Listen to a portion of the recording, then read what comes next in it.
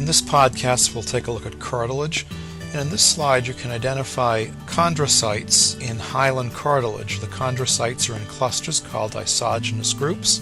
You can also identify the perichondrium, which is the connective tissue on either side of the hyaline cartilage. You can note that the hyaline cartilage has a smooth, glassy type of matrix.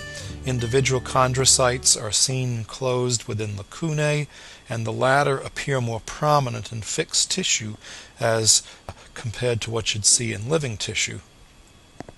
In this profile of hyaline cartilage, you can observe the glassy or smooth appearance of the matrix, and this distinguishes hyaline cartilage from either elastic cartilage or fibrocartilage. You can also observe that immediately surrounding the lacunae, the matrix often appears to be stained more heavily than that found between adjacent lacunae or beneath the perichondrium. This heavily stained matrix is known as the territorial matrix, while that matrix that's found elsewhere that's lighter stained is termed the interterritorial matrix. The difference in staining between territorial and interterritorial matrix is thought to be due to the concentrations of collagenous fibers and a higher content of acidic groups on the proteoglycans, and hence a greater basophilia in the territorial matrix than in other portions of the matrix. You want to be careful also not to confuse the territorial matrix of hyaline cartilage with elastic fibers that you'll see in the matrix of elastic cartilage.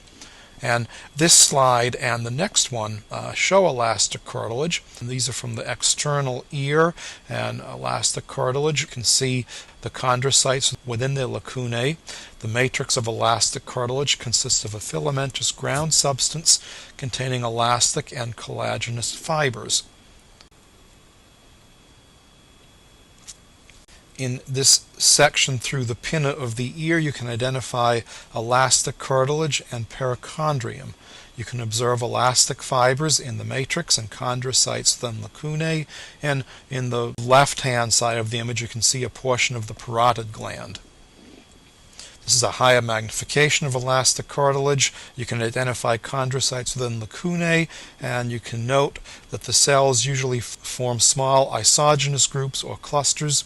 You can also note how the elastic fibers in the matrix seem to surround the isogenous groups and extend between isogenous groups, but note that they don't penetrate between individual lacunae. Again, a section of elastic cartilage through the pinna of the ear, and in this case it stains selectively for elastic fibers. You can observe the chondrocytes, lacunae, perichondrium, and the very fine elastic fibers which take on a black appearance on this staining in this slide.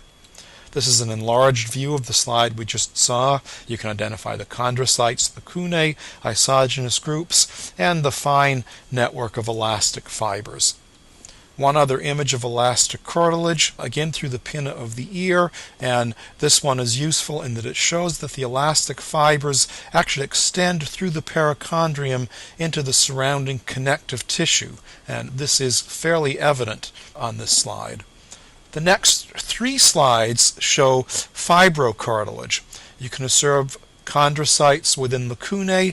This is a feature that distinguishes fibrocartilage from dense connective tissue. The presence of coarse bundles of collagenous fibers and a relatively small content of carbohydrates in the matrix contribute to the generally acidophilic nature of the matrix of fibrocartilage. The bundles of collagenous fibers in the matrix often cause the chondrocytes to become aligned in rows. That's particularly evident on this slide. In addition, unlike hyaline cartilage and elastic cartilage, fibrocartilage lacks a distinct perichondrium, and at its boundaries it seems to blend gradually with the surrounding dense fibrous connective tissue.